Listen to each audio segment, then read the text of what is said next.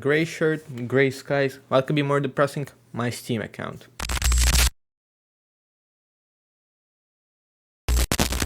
Hello everyone, welcome back to my channel. This is going to be a first episode of my podcast, and I still do not have any script prepared, even though I should have something prepared, because my mind is going to be going blank. So anyways, today I am going to go through my Steam library, which has just recently reached 49 games, which is a big margin to me.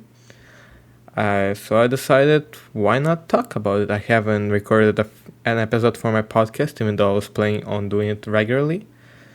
So I might as well talk about something simple here, is what I thought. So I'm gonna go through all of them. Some of them I'll speak longer on, some of them shorter. We'll see where it gets me. So the first thing on the list here, Secret Neighbor, was 152 hours. This was the first game I ever purchased on Steam. I don't know if I can see how long ago it was, if I scroll down long enough. It probably was like 2020? I don't know if it's... maybe 2019? It was a while ago. Huh? Anyways, it was a while ago. But I've been playing it quite actively when I first got it, before it died, for me at least. I don't know how good of a game it would be now if I would just start it, but back then I found it fun. That was a good way for me to socialize as much as possible. It had like live voice chat. I really do not know how popular it is. I know Hello Neighbor is a franchise quite big. I know a bunch of friends who are big fans of it, so... and I almost have all achievements in it. Some of them pretty rare as well, so I guess I should be proud of that. Anyways, next on the list is a more recent game that I'm playing quite actively right now. It's Sonic Racing Crossroads, with 105 hours. I am dying of thirst.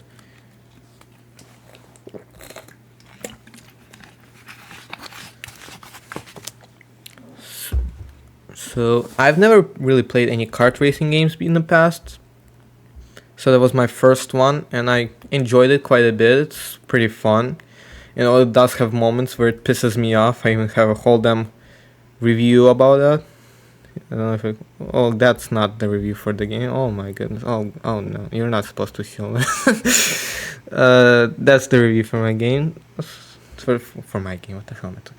For my review for this game. But yeah, I played it on quite regular basis, just like not for a long time period. That's why I have only 105 hours in it, which I know is not a lot for many people. Like, it has many festivals, constant collaborations, updates. Pretty fun. I like it a lot. I know it can be expensive for some people, but it's on sales all the time. That's how I convinced one of my friends to get it. And so it's been pretty fun. Next I have Hollow Knight Silksong. I played it this year. I finished it in March. Here you can see that I last played it in July. I was like just finishing up some collectibles and whatever in it, and just it's so good. If I would have played it in 2025 when it released, it would have been my game of the year then. But like right now, I loved it so much. I played the original Hollow Knight on my PlayStation last year, on like around Christmas. And so then I immediately got Silksong to see what that's like. I knew a lot of people were excited about it. That got me excited. And I just loved it so much. Like, originally when I just started the game, I was kind of like, I would even say a little disappointed with it, because it felt less atmospheric, less engaging than the original Hollow Knight. And so that bit got me a bit discouraged, but as the game progressed, it just became more emotional, more engaging, more fun. It just became very special to me. It's an awesome game. Absolute silk. I don't want to spend too much time on it, even though I like it a lot, because I still have 46 more games to go through. Next, I have 2 Slime Rancher games. I'm gonna talk about both of them together because they're not that different from each other. You take care of slimes, you have fun, you enjoy life, some positivity when there's a light rain outside. I have slightly more hours than Slime Rancher 2, and I did like Slime Rancher 2 slightly more than the original one. It's like has good graphics and everything, but like I don't really see much sense in going back to either of these games. Like, not many people like the games where you just have a farm and you take care of it and you just enjoy walking around, decorating things. But it's really just not my thing at the end of the day. Like, I enjoyed the cuteness, I enjoyed the exploration, seeing things for the first time, trying them out. But then when it becomes routine, I get to lose interest over time. So that's why I really don't think I'll be coming back to them unless there is updates in the future. But I think there will be updates because Slime Rancher 1 was updating for a while before Slime Rancher 2 came out. Next there's Fall Guys. I got it before it got purchased by Epic Games and shifted over there together with Fortnite and wherever. And I got 42 hours in it. All of them were like in like 1 or 2 months because I went crazy over this game. Because I don't quite remember what happened. I do remember what happened. It was like exactly when it switched to Epic Games. And that's when they gave everybody who purchased it on Steam a free season pass. So like I got it the season pass and I was like, okay, I got it for free, so I gotta get use of it. So I played it a lot to finish the track, and I don't think I even actually finished the track. I don't think I reached all the levels of the season pass. But like I enjoyed it while I was playing. It was pretty fun for a while. And I heard the game is pretty dead right now. I guess on Steam the last update it shows is May 7th, 2024. I don't know if there's been more on Epic Games or anywhere else, but if there's any news on it. But yeah, a review in Russian shows how long ago it was. Well, yeah, it was a nice game while I got to play it. Next there's SpongeBob, Battle for Bikini Bottom Rehydrated. A very long name, but the game is pretty cool. I have 32 hours in it, not because it's that long, but because I beat it twice to get all the achievements, because I missed a couple of things the first time I played it. Well, you could collect them after you beat the game, but then you miss the cutscene that's in there. It's complicated. Just me being crazy with all these things. But it's a nice game, it's a cool platformer, it's fun. SpongeBob, if you like SpongeBob, you'll love it, but I'd say there's really not that much to say about it beyond that. It's pretty cool. Got all the achievements in it. Resident Evil 9 Requiem. So my first Resident Evil game was Resident Evil 7 on my PlayStation 4. And so I liked it a lot. I beat it multiple times. I got the achievements where you have to beat it in under a certain amount of hours. I played it in VR. I liked it a lot. It's one of my favorite Resident Evil games. Probably my favorite horror game. And then I played Resident Evil 8 Village on my PS5 then. And I did not really like it.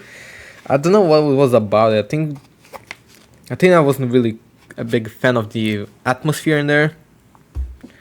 Just the castles, villages, winter. I don't know. It just didn't grab me. Didn't stick with me. Didn't get me involved in it. But then I played Resident Evil 4 Remake, and I liked that a lot. And so then when the news on Resident Evil 9 began to come out and people were saying that this is a combination of Resident Evil 7 and Resident Evil 4, I got so curious about this game. And I got it like immediately when it came out and I played it and I liked it a lot. I wouldn't say it's a great game. I'd say I still like Resident Evil 7 and 4 more than this game. But it's among them. It's somewhere up there with them. It was pretty creepy in many moments. It was fun to play in many moments. The story was there. It's Resident Evil. The story is not the main thing there, but it was pretty cool. Definitely one of the Game of the Goldie runners this year so far, for me. Then there's Don't Starve. So I have the original Don't Starve, and I have Shipwreck DLC for it. So how did I get introduced to Don't Starve? There was one YouTuber. He's on like Russian YouTube side. You guys wouldn't know him, I think. Yuchin Sagas, and so he was playing this game a bunch, and he had like really fun playthroughs with it and whatever. And so that got me to buy the game. It was like, well, also one of the first game I ever bought. Here it says last time I played was 2023. I first played it even much earlier before that. And really what he played the most was the Shipwrecked version of it. And so really, if I could have gotten just Shipwreck, that's what I would have gotten. But no, you have to get the base game, obviously. And so I played a bunch. Well, 25 hours was a bunch for me back in the day. And I enjoyed it for a while. I never was able to survive for long. Like, I think maybe 30 days was max for me. I wish I could have seen it right now, but I'm not installing that right now. It doesn't really matter that much. But yeah, it's like a nice survival game. It's a very cool style. I know they announced a third game, like Don't Starve Elsewhere, and I'm curious in it. I think I'll get it when it comes out. Maybe I'll make my friends play with me, and it should be more fun than just playing by myself. Anyways, next one is a recent one that I played today, apparently. Cult of the Lamb. I can't quite remember how I learned about this game, but I've seen many good reviews of it, many great things about it. Like, even when you go on to the Steam page, let me see if it's still on there, everything. Even here they show all of these awards that they got. It's very impressive for an indie game.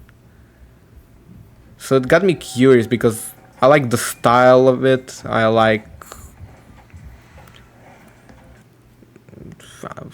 it. And so, like, the idea behind it is like it's a roguelike combined with a farming simulator. Like, you take care of your cult. Like, that part was interesting to me because I've been playing Slime Rancher, and that was interesting to me. Roguelike part was like what's pushing me away because I'm not a big fan of roguelikes. So I wasn't sure if I would like the game after getting it. But I still decided to give it a shot. I think I got it on sale when the Wolfhaven came out. I got them as a bundle together. And so I have 20 hours in it so far, and I'm loving it. Like, it's very easy to get addicted to it. Like, I think it's the first game that I played where I got my Steam Deck from 100% to 0% in one game session. Like, it's that addicting.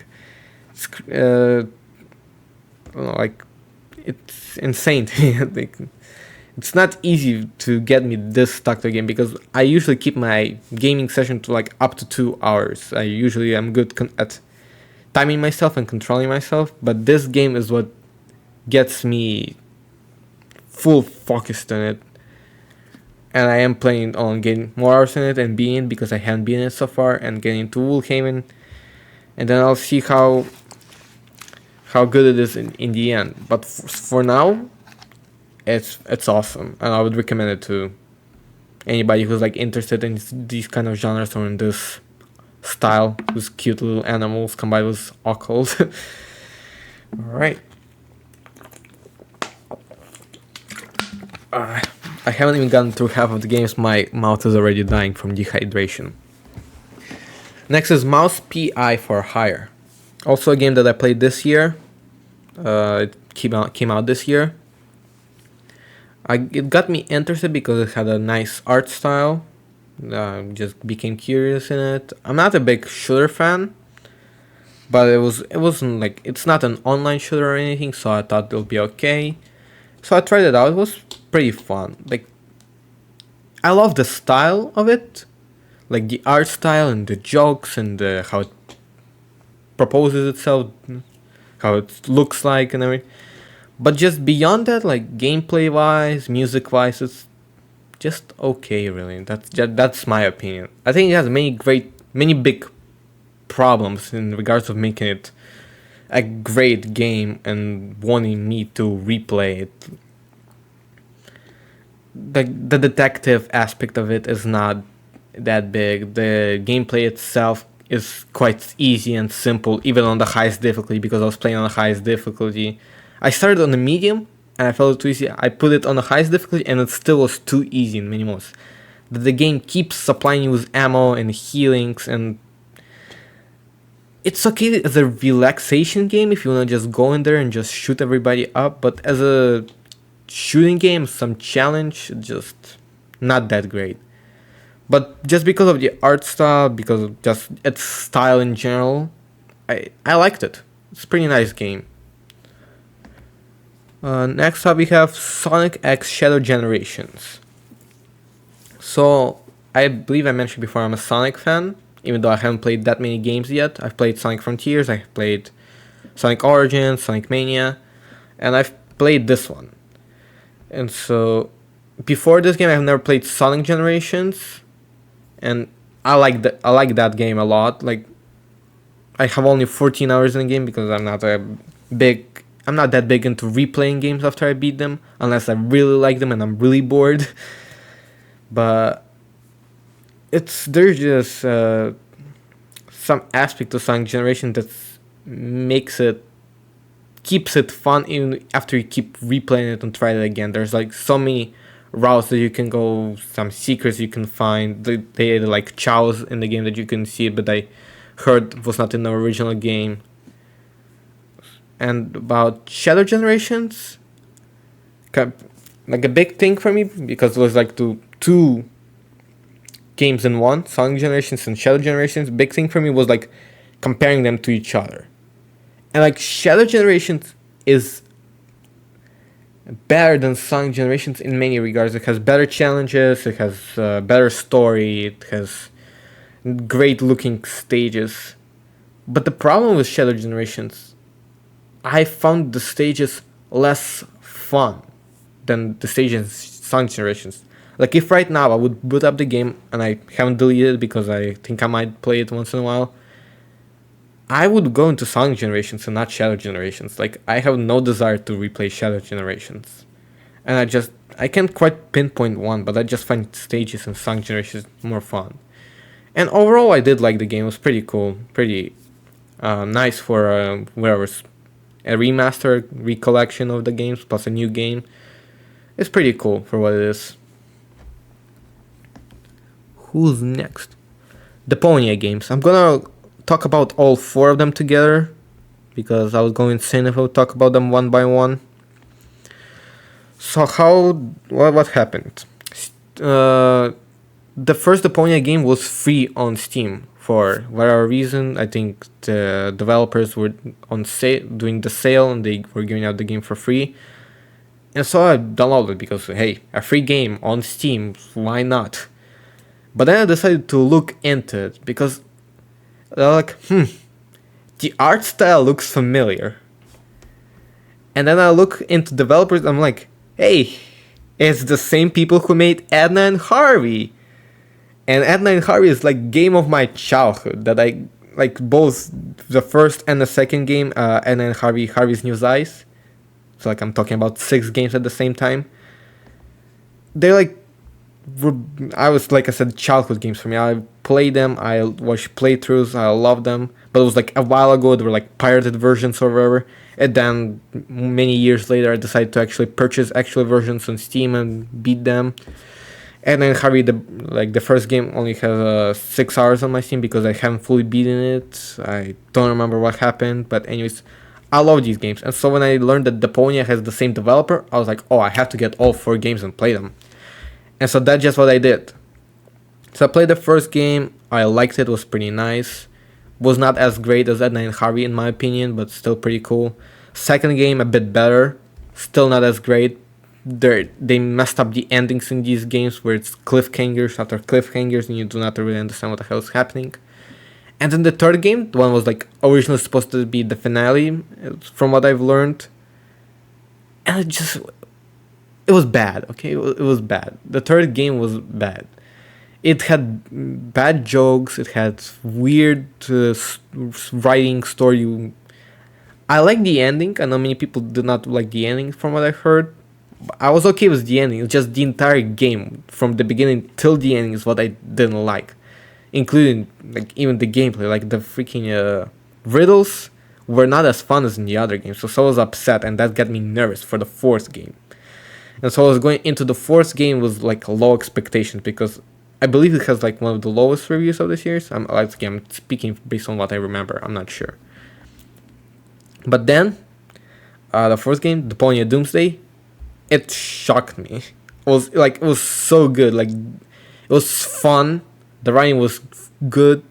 The riddles were interesting. It got you involved. They could be solved.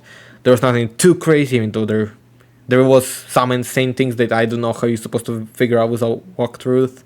But that's just part of the genre, point and click genre. And I just liked it a lot. I think the fourth game is my favorite of the series.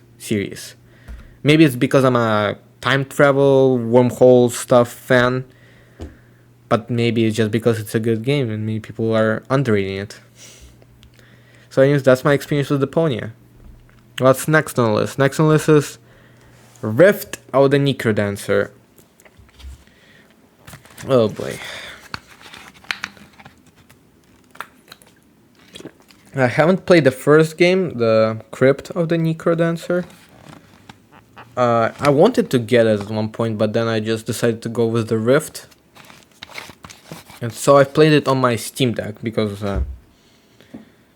it's a rhythm game. I like rhythm games.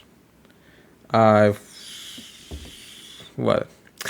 I haven't played many once again. I guess I'm a bad gamer because whenever I talk about anything, I say how rarely I play. But I'm a busy guy. Okay. I've played Friday Night Funkin', and that's like got me interested in trying out more rhythm games. And so I decided to try out the Rift of the Necrodancer. And it was fun. I like the music is really good. The music is very good. Like you want to keep listening to music. I was even considering adding it to my playlist. I don't know why I didn't, but I still listen to it. I listen to the music. It has very good like community mods and where you can get music from the community, add them to the game. Like you can find any freaking game OSTs and their movie OSTs, anything you want. And if that's not enough, there's also paid DLCs that you can buy. Like I think they're a bit too expensive in my opinion, but you could if you want. There's like Pizza Tower, Hatsune Miku, and whatever. Like the game keeps updating. There's keep stuff getting added to it by community and by developers. The art style is great. Mini games are fun, even though there's not a lot of them. Like it's a good game. It just, how I say it, not that big of a game. Like I said, there's mini games, but there's like only 6 of them. There's interesting bosses, but there's also like only 5 of them. Your field that you play on is just 3 lines, and it's a bunch of enemies that you're supposed to remember what all of them do. I guess that's just part of rhythm games, even though I'm assuming that I haven't played that many.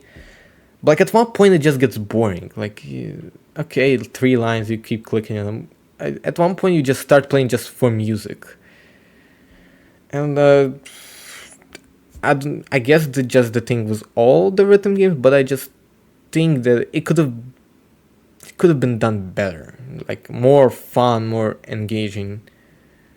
But who am I to talk? I haven't done a rhythm game, so I liked it in the end. It's a pretty good game with very good music. Oh my god, we got to one shot. Okay.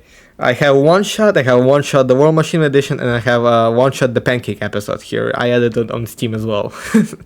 And I even have a collection here of my one shots here. I love one shot. It's so good. It's just very emotionally powerful game. I'm editing a video right now about one shot, can relate to one shot. I don't know when it will come out. Probably not before this video, so I can talk about it. But one shot just it's like the first game that I can remember. Like I think it's the only game that made me cry. Like it's very, very emotional. The story is very good. The questions it gets you to ask are very important. The characters are well written. Graphics are just pixel graphics, but they're nice, simple. I'm getting my friends to play it, forcing them to play it. It's just so good. I got merch in my room. It just captures you, you know. I just cannot really pick words right now just to describe what I feel about this game, but it's just so good.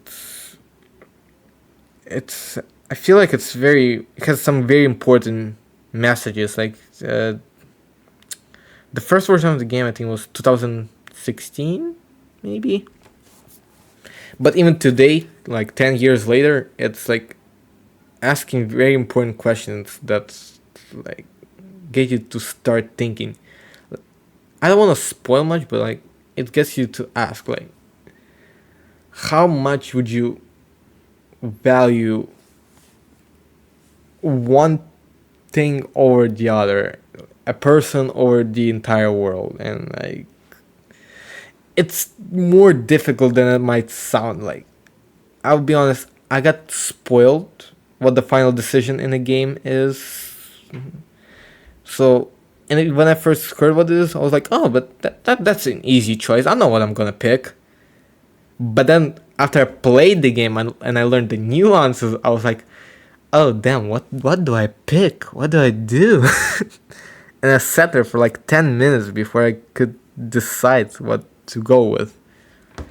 But like, yeah, one shot is so good, and I would recommend it to anyone. It's cheap, anyone can play it. Just go into it. Alright, what's next? Celeste. So I've heard about Celeste a lot before playing it. I know it was nominated for the Game of the Year, the Game Awards 2018.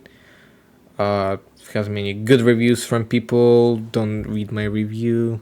Stop spoiling my opinion on it.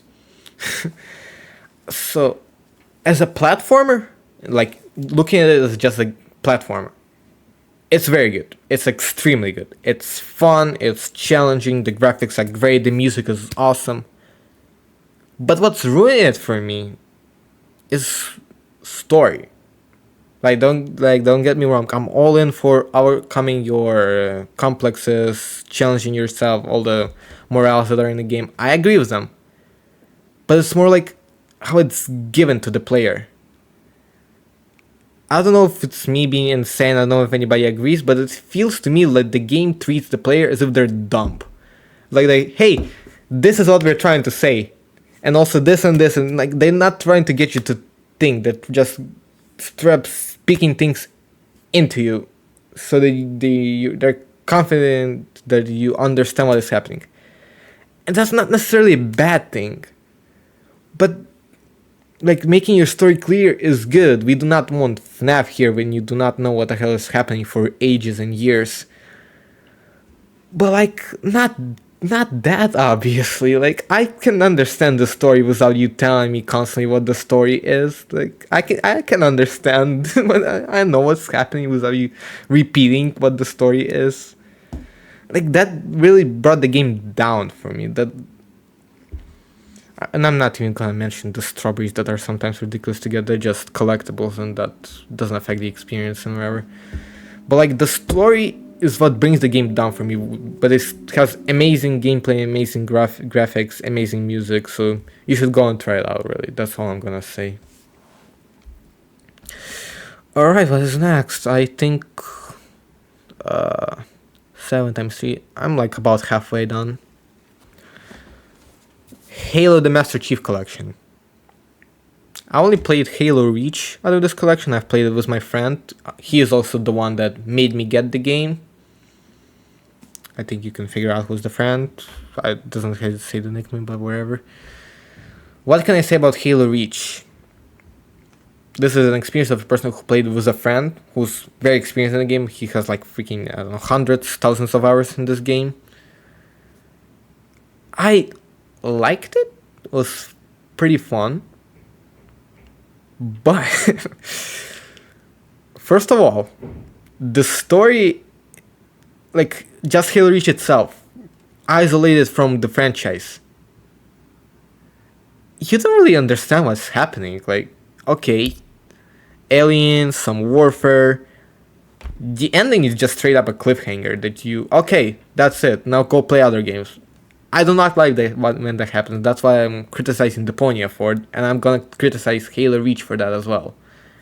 And it also just starts out of nowhere. So like, hey, we're flying to the planet. Bye. Go play the game. Go kill everybody. Like, okay, fine, sure. Maybe we can ignore the story. Maybe gameplay is fun. It is when you play it for the first time. But there's really no reason to replay it. Like, there's no interesting events. There's not that many weapon types, and even because it was the ones that are there, they do not make that much of a difference. There's not that many abilities or power-ups, whatever exactly they're called. There's just no reason to replay it the way I see it. Not for the story, for sure, and not even for the gameplay. It just mid. That's all I can say about it. I guess if you're a fan of shooters, you're a fan of aliens, I would recommend it because there's a bunch of that in there. But beyond that, just play something else. But once again, that's just an opinion of a person who's not a fan of shooters and who only played Halo Reach out of that collection. Maybe I'll play more when me and my friend have time. Okay, but now it's time for me to get excited again. Lego Batman. I haven't finished the game yet. I've been playing it recently for some time. I got it for ridiculous $70. It should not cost that much, but it is fun. It's very cool. It's a Lego game. It has Lego jokes in it where you're building things. You take serious things, you make it not serious. If you play like any other like popular Lego game, like Lego Marvel, Lego Star Wars, or anything like that, you would know what kind of humor there is. But like the gameplay is simple. You can understand why, because it's intended for like children or whatever. It's pretty simple, but it's fun nevertheless. It's fun. The game looks good for a Lego game. Like even on my laptop, it's pretty good laptop, but I'm playing like on low settings because it becomes super hyperventilating and frames per second falls down. So I'm playing on low settings, but it still looks good on low settings. It could be because it's probably part of the style, because it's Lego. Lego looks good in real life in the game. But like, it's a nice game. It has good vibes. It has fun jokes. It has great moments in it so far. I'm not gonna say my final opinion on it because I haven't beaten it yet, but it's pretty fun so far. I would recommend it, but not for $70. That's they're trying to sell it for. Oh goodness. Doki Doki Literature Club. So I don't remember how I heard about the game, but I remember when I learned that it's free. I downloaded it and I played it. It was 2022, apparently. Didn't feel that long ago, but like, not that old. It's like, I'm assuming everybody knows what's happening in this game, but I'm still not gonna talk about it right now. It's not that important for this video especially. Like, I knew about everything that was happening in the game when I started playing. And what I'm gonna say, when a game, like story-based game, which DLC basically is, remains interesting and fun, even after you know the major plot points and the story, it's a good game. And that's just what I experienced with Doki Doki. It's like, I knew what's happening in the game. I knew what it's about. But I still found it fun. Like, fun sounds stupid considering what's happening in the game, but it's a good game. It's emotional. It has good themes. It gets you to thinking. Has some good character design. Has some good graphics. If you're into English language, I guess it has some good language for you to read. Like, I even used it at one point as a English practice. Not this one specifically. I used Doki Doki Literature Club Plus on my other devices and whatever, other accounts. Actually, speaking of Doki Doki Literature Club, if you count all versions of Doki Doki that I have like 5 of them on different accounts and platforms. I haven't even played it on all the versions that I own, but I do have all of them. And I got one of my friends, the same that we play Halo with. I got him to get this game, and now he's obsessed with it. So I'm happy to be a Doki Doki Literature Club ambassador at my school. Okay, let's go to the next game. Crushed in Time. Okay, I bet nobody knows about this game, even though how many reviews does it have? Let's check right now. 1,136 reviews, so it's not a lot, so it's not popular. But have you heard about There Is No Game? If you haven't, it's a very good game, which is not a game, but it is a game, and it's fun. It has it's very nice story in it, good jokes. And so at one point, I remembered about this game that I watched. I haven't played it personally. I watched playthrough from Markiplier and wherever. You can find it yourself. And I was wondering, I wonder if these guys are doing anything else, because There Is No Game was years ago. So I find There Is No Game. I go to developers page, and I see that a new game is releasing in a week. I'm like, what? So I instantly add it to my wishlist. I buy it as soon as it releases. I'm all excited because There Is No Game was awesome. So I had pretty high expectations for Crushed in Time. And what can I say? It's a small game. It's a very small game. I beat it in 6 hours. You can beat it in a shorter time if you don't keep putting your game on pause and leaving, like I did. There's an achievement for beating it under 5 hours, I think. But it's a very fun game. It has good jokes. Stories, it's just out there. But the characters are interesting. The jokes are fun. The gameplay is cool. The riddles themselves are not difficult, which is not that great for a game that's supposed to challenge your brain. I'm not saying that's what it's meant to do. I don't know. It's like a quest game. Talking too much. Even in my review, I'm talking too much. But it's a good game. It's fun. It's interesting. If you want something to spend your evening on, couple evenings, and you're bored, you're not into any of the games that are in front of you, get Crushed in Time. It's $25. I'm not sure if it's worth exactly $25 with 6 hours of gameplay in it, but it's nice. It's a very nice game. I cannot wait for more from this studio. I'm starting to lose my voice or something.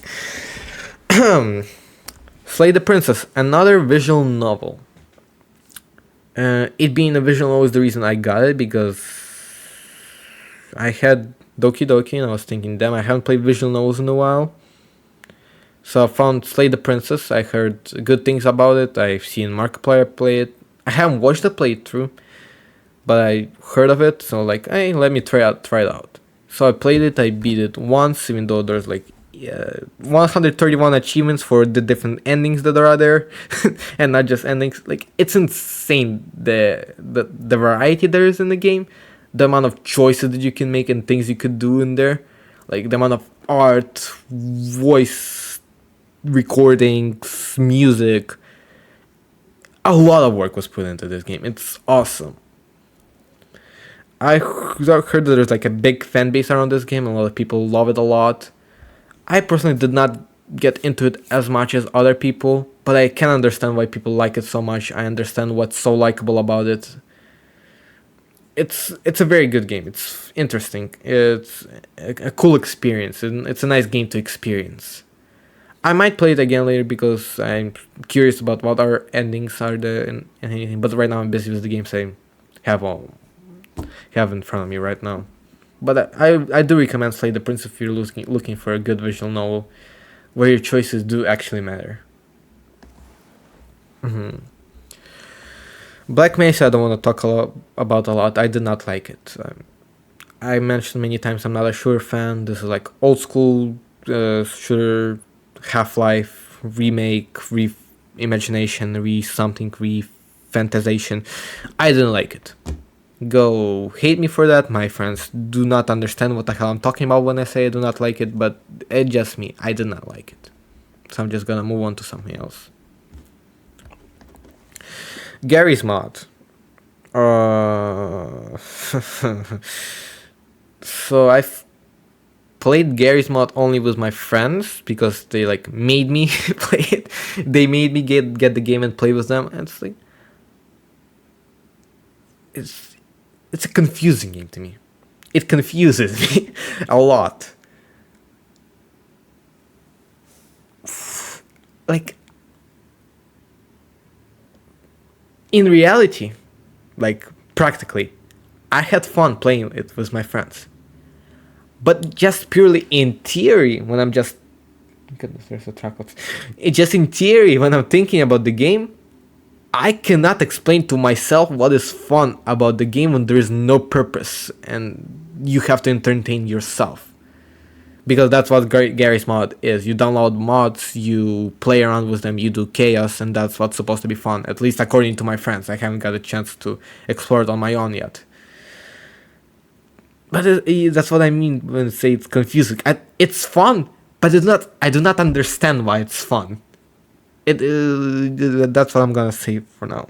I do want to play it a bit more later on to see if my opinion changes when it's just me without my friends, or maybe when it's me and more of my friends, my other friends, and see what happens. But so far, it's a nice game.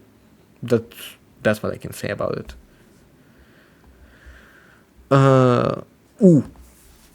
Finally back to the good stuff.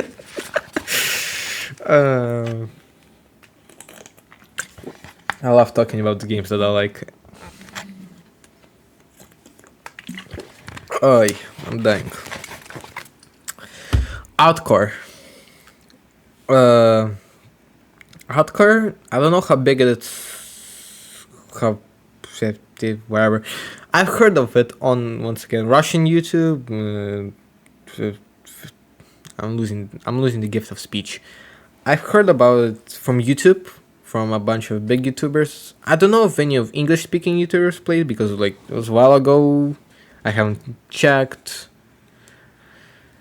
So I'm losing my thoughts here. So I've heard of it. I've seen a playthrough of it, and I thought, that looks fun. And because it was free, I decided to get it. Like it's completely free game. And its concept is like it plays on your desktop. Like it interacts with your computer. It's basically a virus. It like creates files. At one point in the game, you break your computer. Spoiler, I guess. But I don't think you can understand what I mean unless you will actually see it in the game, so it's okay. In the end, it's a pretty cool game. It's fun. It has many like references to other games. It has interesting story. Many like interactions. It's been getting updates for some time, like in the past when it was more recent. But like if you like the kind of games that I get on your computer and do things on it, if you want some interaction with characters that feel real, if you want to support some independent developers, I recommend trying out Outcore. It's free and the developer is working on some new game right now. There's a bunch of things to do there. It's pretty fun. It's pretty short. So yeah, I recommend it. It's a pretty cool game. House Flipper. A game that I would never get by myself, but I got it because it was free on Steam, because they're making House Flipper 2 and House Flipper Remake. I have less than 4 hours in it. It's been chill. Like it's a nice game to just like I want to boss. It's 2 hour ride. I have nothing to do. Boot up House Flipper. It's okay. That's what it's for, based on what I can see. It's a game to quickly just relax, just focus on something else, chill, and it's pretty satisfying, but just nothing beyond that. It's nothing impressive. And at one point, I felt like it gets boring. Like they're trying to avoid it with all the different locations, DLCs and whatever, but I still found it boring for me after a while. So that's what I'm gonna say. If you're looking for some easy, relaxing experience, easy going, if you like taking care of your house, cleaning it up, painting walls and whatever for some reason, and you wanna do it in a game as well, there you go. I know people like Power Simulator. I'm assuming they're also playing that. I'm not into games like that, so for me it's just meh.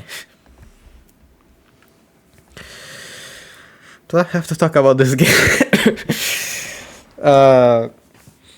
So it's a game from the game that got quite popular. I don't know if this game is popular. I don't think so. I didn't see many people talk about this one, but like, it's from the developer of Helltaker.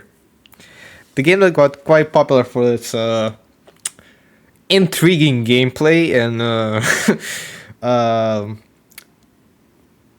mind-boggling character design, and so Avaria, wherever, it's a spiritual successor of it, and not just spiritual. It's from the same developer, so I guess it's just a little successor of it. And just it's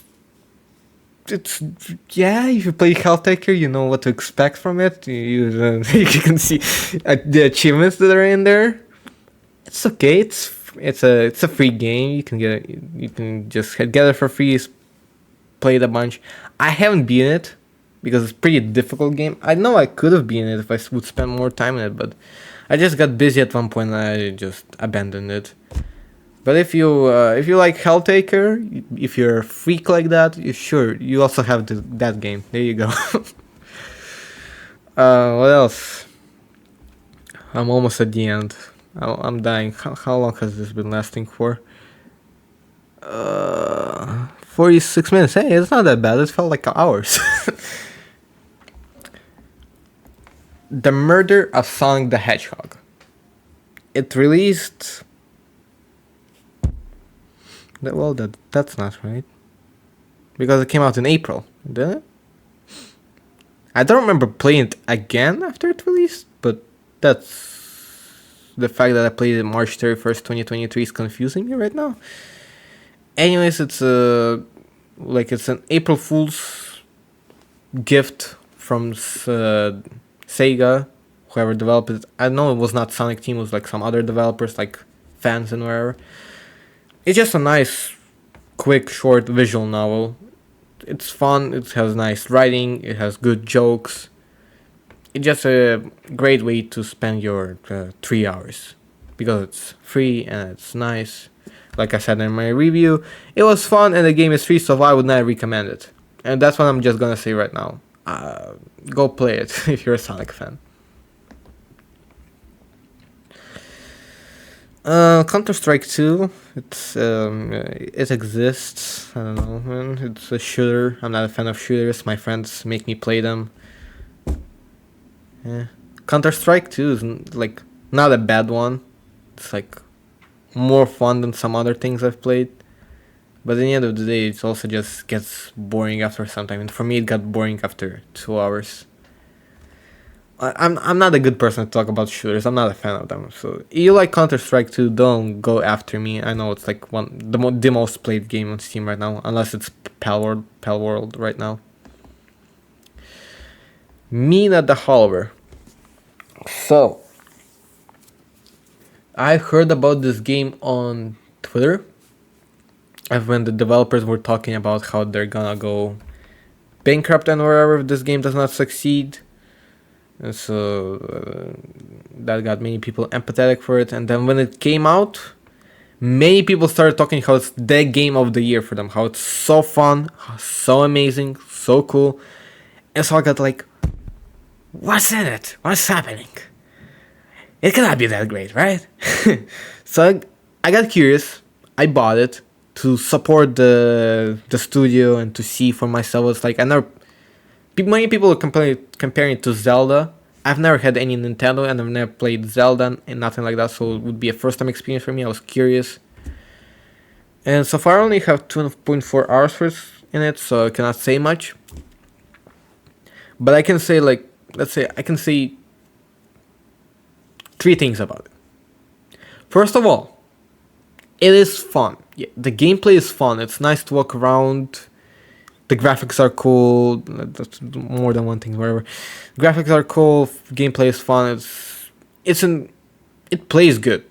But number two, it's freaking confusing. There were multiple times, even in those 2.4 hours that I have so far, was wondering, where the hell do I go? And the game will not elaborate. It'll just say, it will name locations. It will name people. But it will not freaking elaborate on what you're supposed to do and where you're supposed to go. Like, yeah, bro, go figure it out for yourself. Okay, I guess I will. And third of all, the game is pretty difficult. I've seen a lot of people complaining about it, saying, "Oh, the game is so difficult, so hard." Some people are praising it for it. Some people are complaining about it. Personally, for me so far, yeah, I've died a bunch, but I've played Elden Ring. I'm used to it. I don't care. So it's not that big of a problem for me. Like I said, so far the only problem for me with this game is confusing. Like, it's a all the time problem when I do not know what I'm supposed to do, and that's not good. That's not game design. That's lack of it, in my opinion. But so far it's fun. I'll let you know on my final opinion on all the games that I played this year at the end of the year when I finish them. Let's move on to the next one. Ooh, that's a nice one. Anna Dream Barbecue. Came out 2025. The first chapter only. I don't know how many there will be. It's based on a quite popular web series, Anna. I think that's how it's pronounced. I hope. I've watched them. I've never been that big of a fan, but they were nice. They're, as much as you could understand what's happening in them. I still wonder if there's an actual message in it or it's just chaos. And I wonder the same thing about this game. Like, and that's not a bad thing. It's a good thing. It's fun to look at it. It's fun to try to figure out what is going on. What next are the developers gonna show me? What is gonna happen? If you feel like playing a game that makes you go insane, that you do not understand what's happening for like the entire playthrough of it, that's perfect game. That's just what it is. It has reference to many medias and games from all different time periods, many jokes, if they're jokes, but like I said, it's pure chaos. And go figure what the hell is going on. and it's fun. Somehow they did it. So I recommend it, and I'm hopefully expecting more chapters soon. That Watch, I'm not gonna talk about much because it's just a demo, but it's like from the same developers Outcore I mentioned before. They're making a new game, so that's pretty cool, quite exciting. If you want to support the developer, go ahead. It's cool. It's supposed to be a detective game. I wouldn't say it's much of a detective so far from the demo, but we'll see what happens next. I'm just gonna move on to something else now. Okay. The big three of the games that I've abandoned. Well, first one is Multiverses.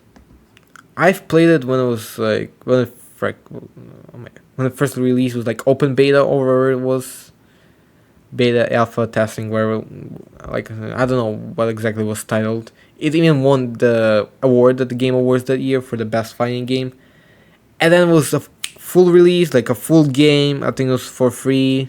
I believe it was free. I don't think I purchased it in 2024 as it says there.